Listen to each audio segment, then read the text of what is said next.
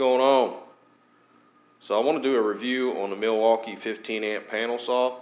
Just purchased this puppy about a week ago, and just arrived 2 days ago. I picked it up from Home Depot, and I'll post a link in the description, direct link to where you can get this panel saw.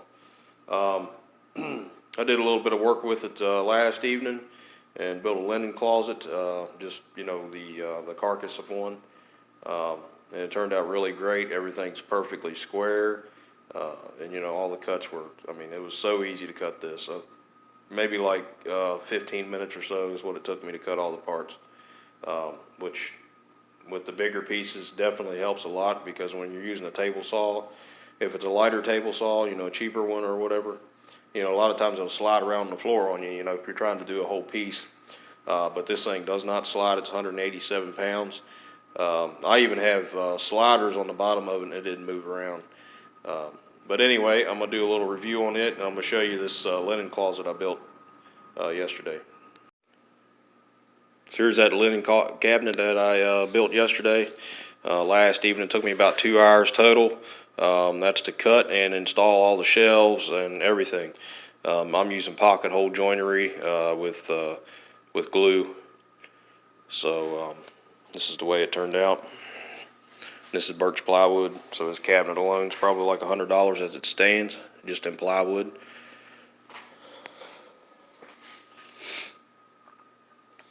I think it turned out really good. Now I'm going to make this into this is going to be basically a cedar face frame and door linen closet, or cabinet, whatever you want to call it. Alright, so here is the Milwaukee 15 amp vertical panel saw. Everything is installed on it except for the blade. I took and removed it because I had to mess with one of the screws up there. I'll show you that here shortly. It's a pretty simple process. It has a little gauge right here, which obviously it's been used. It's got a bunch of dust on it. So this goes from 4 inches over to 30, I believe. Yeah, over to like 30 1/4. And then this one over here does the same thing.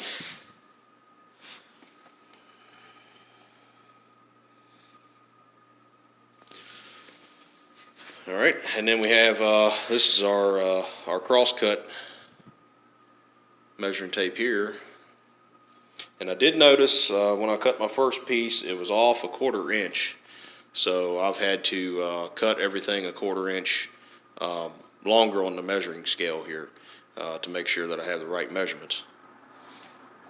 And it goes from 0, which is above here because of where your saw blade is set at, and then goes all the way up to like 54.5 roughly, if you can see that.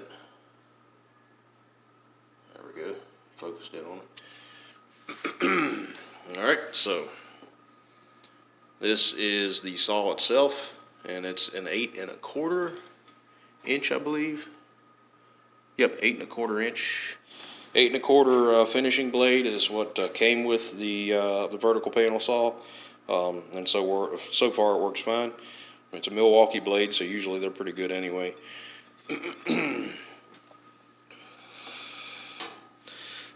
This vertical panel saw was $1,399 on the Home Depot website. Again, I'll shoot you a link there in the description and comment section. That way you can buy it directly through that link if you would like to. I just get a commission out of it. You guys don't pay anymore.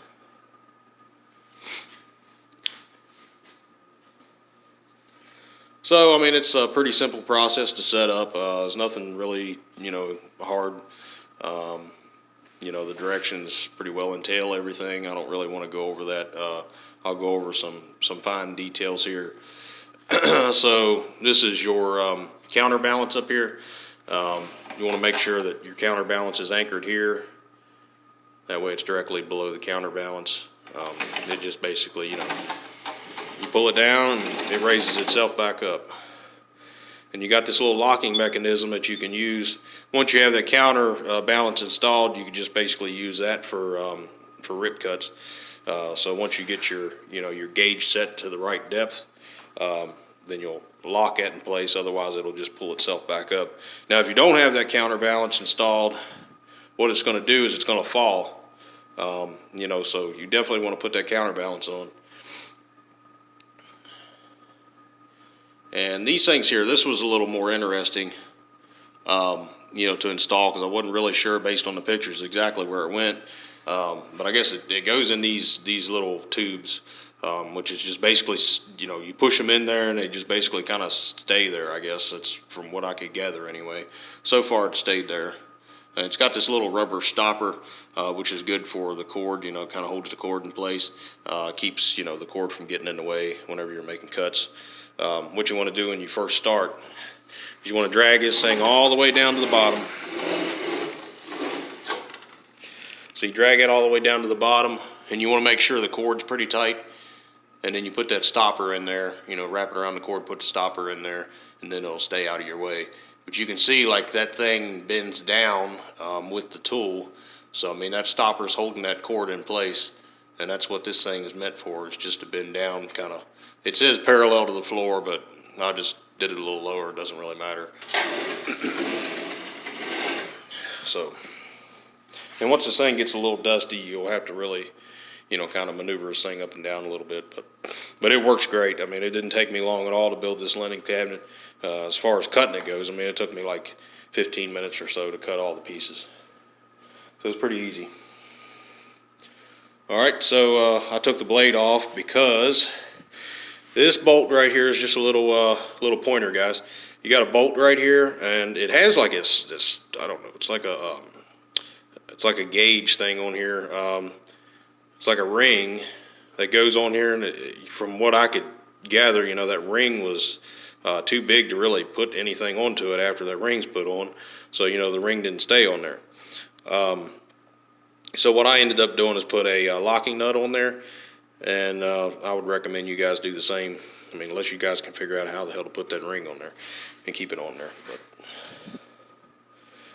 But other than that, that's basically it for the overview. I guess one more thing I'll show you. So you got your cross-cutting measurement tape here, and in order to cross-cut, they got these little indexing pins right here, which you just pull out, which I'm going to need 2 hands to do. How the hell I'm going to do that, I don't know. I'll try to figure. Okay, here we go. So you got these indexing pins. You just pull those up and then rotate it, and then they'll lock in place once they get to 90 degrees from, you know, vertical. So that's how you do your rip cuts. And to do your cross cuts, you simply do the same thing, only backwards. So you take and pull that indexing pin and rotate it around, then it locks in place. So that's your cross cut there. And it's got these rollers on here which help guide the plywood, and that really helps things. You know, if you're doing a full sheet of plywood, I would recommend, you know, stacking some boards up or something, you know, to kind of counterbalance the plywood. Because once it goes off of here, you know, it starts getting more and more off balance as it goes. So you'll want to, you know, if you're doing a full sheet of plywood, definitely have something out there, you know, stacked up or whatever to kind of catch the plywood. That way it doesn't bind up the blade whenever, you know, it gets through with the cut. Or gets close to done with the cut. I have noticed, you know, if you're doing like a full piece of plywood, and say you got, you know, piece of plywood's 48 inches in width. Say you're doing like a 20-inch cut, or maybe even a 24-inch cut, whatever.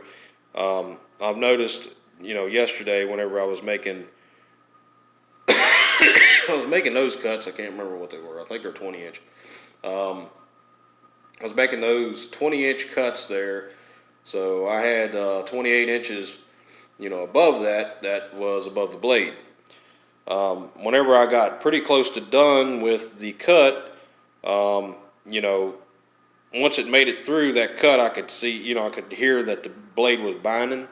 So I don't really know how to react to that. The only thing I can think is, you know, maybe do the reverse and, do 20 inches from the top or something instead of 20 inches from the bottom, even though your scale is based on 20 inches from the bottom. So you'll have to do some math there and figure it out. So that's probably the best way to do that. But I mean, it didn't really bind it up too bad, but it was bad enough for me to be a little concerned. So yeah, I'd recommend just doing your cuts like 20 inches from the top of the plywood. I mean, if you know your dimensions on your plywood, which is obviously 48 inches, you'll know that you need to need to come down 20 inches if you're making a 20-inch cut. So it'd be 28 inches. Which, I mean, I don't know if that's going to help a whole lot or not, but anyway, always with my reviews, I'm going to show you how to work this thing as well, which I'll put you on my tripod here, and if it'll even hold the camera now, and you can watch the process. I'm going to be building some cabinets in my bathroom, the master bathroom, and I will also have a video on how I'm going to be building those cabinets as well. I wish I'd have made a video on how to build that linen closet, but I didn't. So anyway, so I guess stay tuned, guys, and you'll watch how this thing operates, and you can purchase one for yourself. Definitely speeds up the process, that's for sure. I got a full piece of plywood here ready to get loaded onto the vertical panel saw. With that full sheet of plywood, we're going to start by cutting a 48 by 23 3/4 inch piece, just one piece for the back of the 12 by 48 inch cabinet.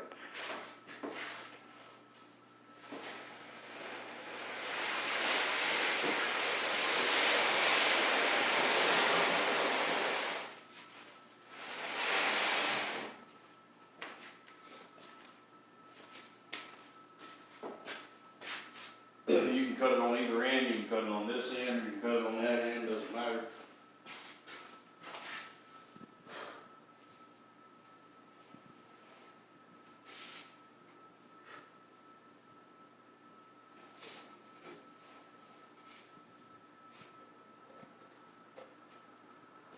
Double check and make sure it's 23 3/4. Yep.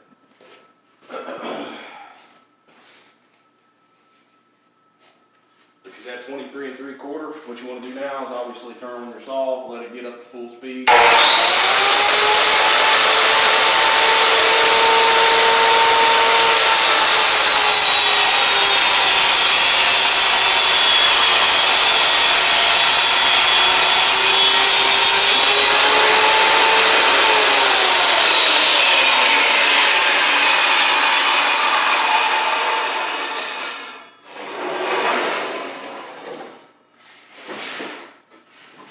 So here's our 48 by 23 3/4 inch piece. It'll be the back of the one cabinet. All right, so this piece of plywood, the remaining portion is 72 1/4 inches in length, and then I have 48 inches in width, obviously. Our biggest piece that we need is 36 by 34 inches. This panel saw is only set up to do 30 inches, so what I'm going to have to do is measure in from the end of the piece of plywood, make a mark at 6 inches, and line that mark up with the 30-inch mark on my vertical panel saw. And then that'll give us a 36-inch cut. And then when I go to make my next one, I'm going to do the exact same thing. I'm going to measure in 6 inches, make a mark, line that up with the 30-inch mark, and then make my 36-inch cut. So that'll give me a 36-inch by 48-inch piece of plywood, and I only need 36 by 34.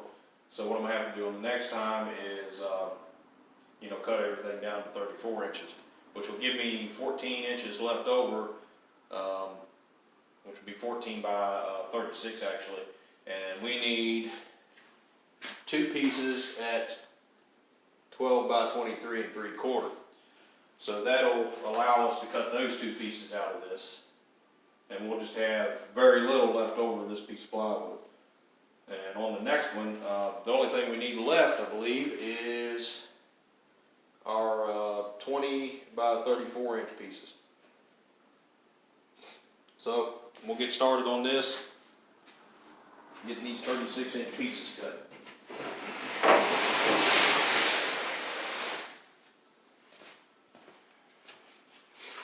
So again, I'm gonna come in 6 inches, make a mark.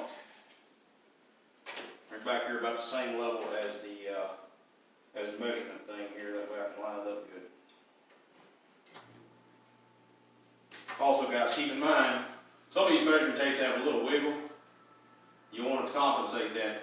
If this thing is actually pulled all the way out, you're going to be about 1/8 inch off on this one. If it's pushed all the way in, you'll be dead on.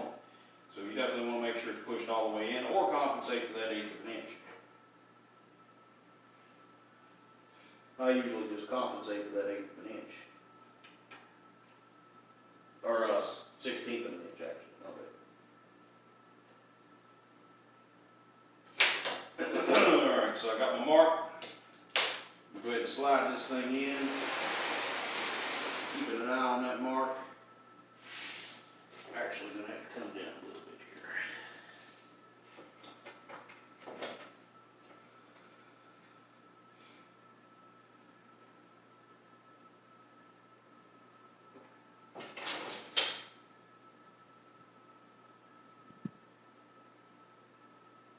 Alright. So I'm lined up at 30 inches with that mark, so that'll give me a 36-inch cut.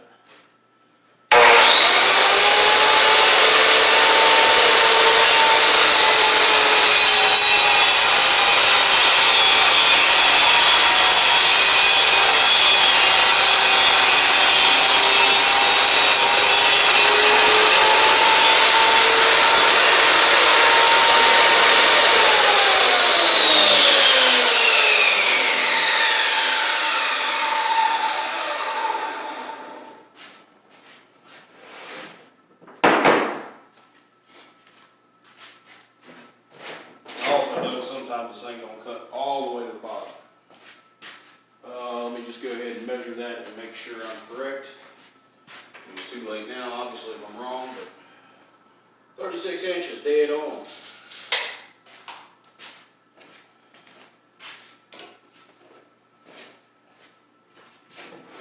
I hope you enjoyed the video, and please like, rate, comment, subscribe. Also, click on that link if you want to purchase this panel saw. It definitely speeds up the process.